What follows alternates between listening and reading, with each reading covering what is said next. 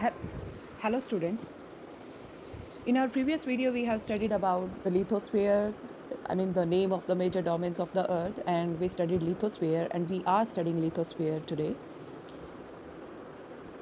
In our previous video we have studied about the continents, the 7 continents of the earth, which are also included in lithosphere, and today we will study about the major landforms. So let's get started. The surface of the land is not uniform. The surface of the land is not uniform everywhere. Some parts of the earth are high above the sea level. कुछ parts ऐसे हैं जो कि बहुत ज़्यादा सी level से high हैं and have steep slopes and rough surface, जिनकी बहुत ही स्टीप स्लॉप्स का मतलब बहुत ही ज़्यादा ढलान वाले हैं और रफ सरफेस है. But some parts are smooth and flat with gentle slopes. लेकिन कुछ पार्ट्स बहुत ही ज़्यादा स्मूथ और फ्लैट हैं. The difference in the height and slope of the land surface is known as the relief or the landforms. Relief features बोलते हैं हम. Relief means landforms होता है. ठीक है, तो यहाँ पर जो हाइट और स्लोप है लैंड की, वो उसको हम रिलीफ या लैंडफॉर्म कहते हैं. The major landforms are grouped is mountain, plateaus and plains. जो हमारे मेजर लैंडफॉर्म्स हैं are grouped as mountains, plateaus and plains. उनको हम ग्रुप करते हैं अलग अलग. माउंटेन रखते हैं, प्लेटो रखते हैं एक ग्रुप में, प्लेन्स रखते हैं. Let's get started about mountains. A mountain or a hill is an uplifted portion of the land surface. Uplifted मतलब उठा हुआ. The uppermost part of or portion of a mountain or a hill forms the peak. जो कोई भी mountain या हिल वो चीज़ होती है जो हमारी लैंड सरफेस से थोड़ी सी उठी हुई होती है, ऊपर उठी हुई होती है. और जो सबसे ऊपर वाला पार्ट होता है इसको हम पीक कहते हैं. Most of the mountains are arranged in a line called a range, which has a series of peaks and valleys. तो ज़्यादातर जो माउंटेन्स होते हैं वो उनकी एक रेंज होती है, एक लाइन होती है, लंबी लाइन होती है. जैसे हिमालयन जो रेंज है वो आपको सबको पता है कि वो जम्मू कश्मीर से लेकर और वहाँ अरुणाचल प्रदेश तक जो है फैली हुई है. तो ये जो रेंजेस होती हैं ये इनकी अपनी अपनी पीक्स होती है, अपनी अपनी वैलीज़ होती हैं हर एक सीरीज़ की. ठीक है. The old mountains are those which have been worn down by the force of nature and do not have sharp peaks. Old mountains वो होते हैं which have been worn down by the forces of nature, जो कि nature की forces की वजह से बहुत ज़्यादा मतलब वोन डाउन हो गए हैं. का मतलब थोड़े वैसे नहीं रहे हैं जैसे पहले थे, और उनकी शार्प पिक्स नहीं है, नुकीली नहीं है, ऊपर से प्लेन हो गई है. The Aravalli range in India, the Ural mountains in Russia and the Appalachians in USA. ये सारे के सारे माउंटेन वो हैं जो पुराने माउंटेन्स की मतलब कैटेगरी में आते हैं. The young mountains were formed during the recent phase of mountain building. और जो यंग माउंटेन है वो हैं जो कि अभी कुछ सालों में बने हैं, about 25 million years ago. 25 million years ago. अब देखिए इन्हें भी ये यंग माउंटेन कह रहे हैं. They are very high and their sharp peaks are covered with snow.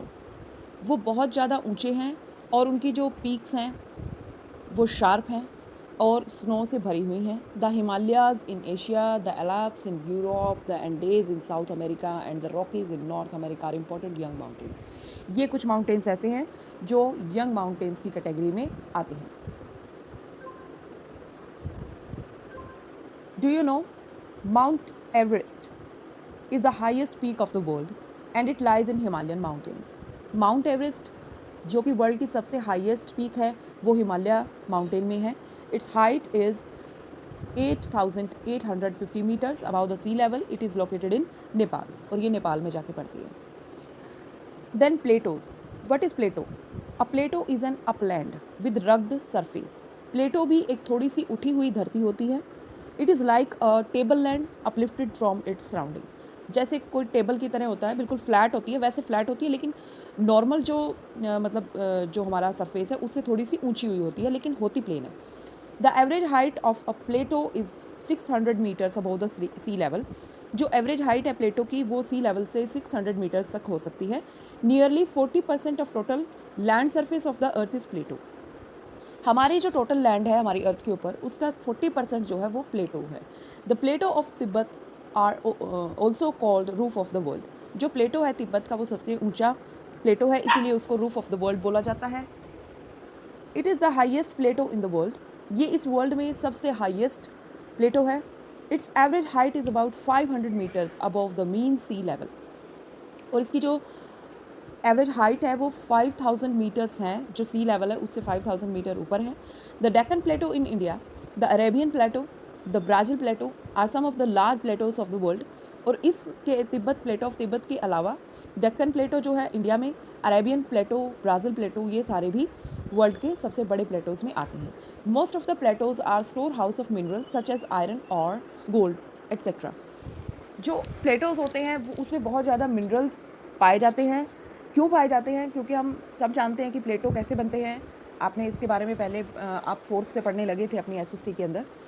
तो जब थोड़ा सा बता देती हूँ कि जब नदियाँ आती हैं, नीचे की साइड आती हैं माउंटेन से निकल के, तो वो बहुत मतलब फ़्लो में होती है बहुत ज़्यादा, और इसलिए वो अपने साथ बहुत सारे सेडिमेंट्स बहा के लेके आती है। और उन सारे सेडिमेंट्स को वो जब उसका नीचे आके जब नॉर्मल स्लोप हो जाता है तो उसके अंदर इतनी पावर नहीं होती कि वो उन सेडिमेंट्स को अपने साथ ले सके। तो वो जहाँ उसका फ़्लो धीमा हो जाता है वो वहीं पे उन सेडिमेंट्स को छोड़ के और पानी आगे निकल जाता है, और वो सेडिमेंट्स जमा होते रहते हैं, और इसीलिए वो जो लैंड है वो थोड़ी सी ऊपर उठ जाती है।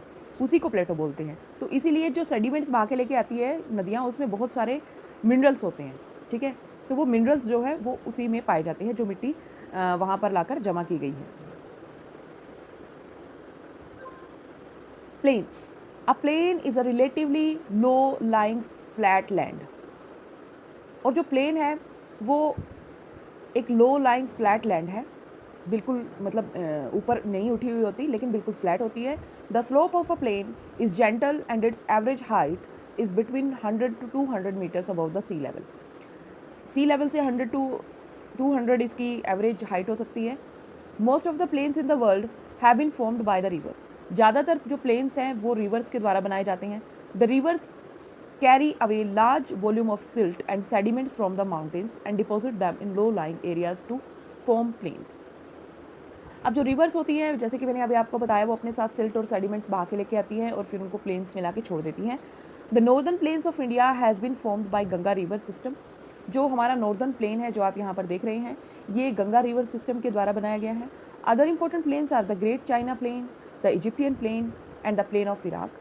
Plains are densely populated as they have fertile soil, abundant supply of water and an ideal climate। जो plains है वो उसमें बहुत ज़्यादा पॉपुलेशन पाई जाती है, डेंसली पॉपुलेटेड होते हैं, लोग बहुत ज़्यादा होते हैं। क्यों होते हैं? क्योंकि उनकी जो सोइल होती है वो बहुत ज़्यादा फर्टाइल होती है, उसमें पानी की सप्लाई होती रहती है, और इसीलिए वहाँ का क्लाइमेट आइडियल होता है, उनके अकॉर्डिंग होता है, मॉडरेट क्लाइमेट होता है। और वहाँ पर जो कह सकते हैं कि जॉब एम्प्लॉयमेंट जो चांसेस होते हैं वो भी ज़्यादा होते हैं। तो इसलिए वहाँ पर ये जो प्लेन्स होते हैं ये डेंसली पॉपुलेटेड होते हैं। अब हमारा सेकंड डोमेन आता है। जैसा कि हमारा फर्स्ट डोमेन था लिथोस्फीयर, तो अब हमारा सेकंड डोमेन है एटमॉस्फेयर। अब हम एटमॉस्फेयर के बारे में पढ़ेंगे। Atmosphere is the vast expense of air surrounding the earth on all sides. It is held with the earth by the gravitational force. जो एटमॉस्फेयर है हमारा वो मतलब क्या होता है कि जो एयर का एक तरह का एनवेलप होता है जो अर्थ के चारों तरफ होता है, ठीक है। और ये अर्थ में के चारों तरफ जो अर्थ की ग्रेविटेशनल फोर्स है उसकी वजह से होता है।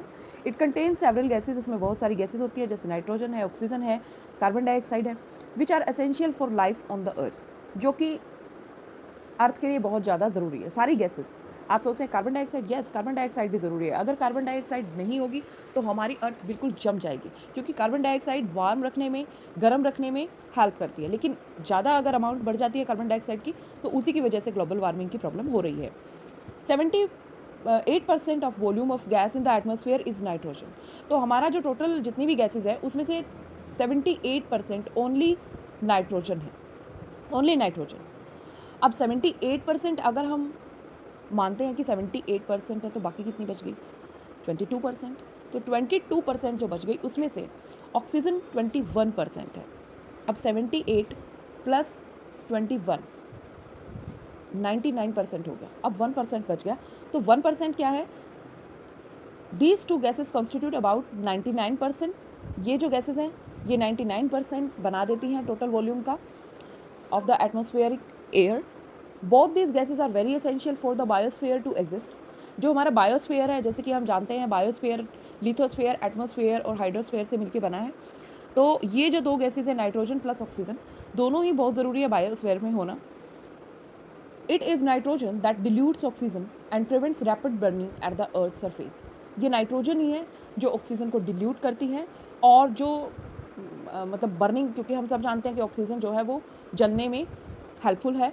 तो अगर ऑक्सीजन है तो ऑब्वियसली आग भी लग सकती है, तो इस तरीके से वो रोकती है नाइट्रोजन उस चीज़ को।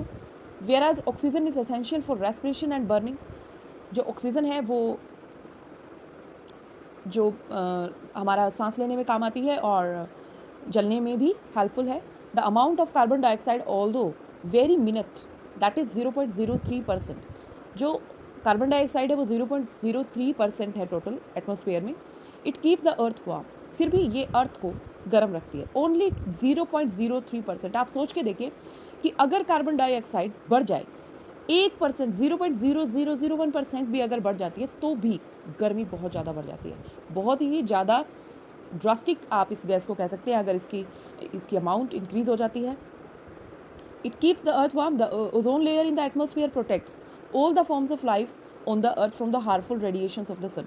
हम सब जानते हैं कि जो ओजोन लेयर है वो हमारी हेल्प करती है, मतलब अर्थ पे डायरेक्ट सनलाइट नहीं आने देती है, जिसकी वजह से हम बच जाते हैं। अदरवाइज़ अगर डायरेक्ट सनलाइट हमारे ऊपर आएगी, रेडिएशंस उसकी आएंगी, तो एक तो स्किन डिसीजेज हो जाएंगी और कैंसर जैसी बीमारियां हो जाती हैं। प्लस जो टेम्परेचर है वो ऐसा हो जाएगा कि हम रह ही नहीं सकते। बीमारियां तो दूर की बात है, हम जिंदा ही नहीं रह पाएंगे। The remaining gases are argon, hydrogen और हीलियम। बाकी की जो गैसेज हैं, जैसे 0.01% बच गई थी हमारे पास, तो उसमें 1% में से 0.03% तो कार्बन डाइऑक्साइड आ गई। बाकी जो बच गई वो सारी आर्गन, हीलियम वगैरह, हाइड्रोजन वगैरह, ये सारी चीज़ें आ जाती हैं। Do you know the atmosphere serves as the medium for fast air transport and virtual communication. जो एटमॉस्फेयर है हमारा वो वर्चुअल कम्युनिकेशन और एयर ट्रांसपोर्ट के अंदर, फास्ट एयर ट्रांसपोर्ट के अंदर हमारे काम आता है। इसके बारे में हम आगे डिटेल्ड स्टडी करेंगे। ये अलग अलग स्फीयर्स होते हैं। Besides the gases, water vapours and particles of dust are also present in the atmosphere.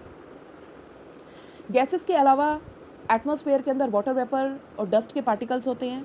These are found in varying quantities in the lower layers of atmosphere. और ये जो डस्ट पार्टिकल्स और जो वाटर वेपर्स होते हैं, ये हमारे जो एटमॉस्फेयर की जो लोअर लेयर होती है, स्ट्रेटोस्फेयर जिसको हम बोलते हैं, उसमें पाई जाती है। They are responsible for the varying weather conditions on the earth, और इसी में हमारे वेदर चेंजेस होते हैं। Although the atmosphere extends up to 1600 kilometer, the density of air near the Earth's surface is the highest. जो हमारा atmosphere है वो 1600 किलोमीटर तक फैला हुआ है, लेकिन जो एयर की डेंसिटी है वो अर्थ सरफेस के बिल्कुल पास है, वहाँ पर सबसे ज़्यादा एयर है, वहाँ पर गैसें सबसे ज़्यादा हैं। जैसे जैसे हम ऊपर की साइड जाते रहते हैं तो जो एयर की डेंसिटी है वो डिक्रीज़ हो जाती है, तेज़ी से डिक्रीज़ होने लग जाती है। वहाँ पर ग्रेविटेशनल पावर भी नहीं होती, जैसे स्पेस में चले जाते हैं तो वहाँ पर एयर नहीं है, ठीक है, वहाँ पर ये चीज़ें नहीं है, तो एयर का जो एनवेलॉप है वो ख़त्म हो जाता है, वो अर्थ के पास ही है।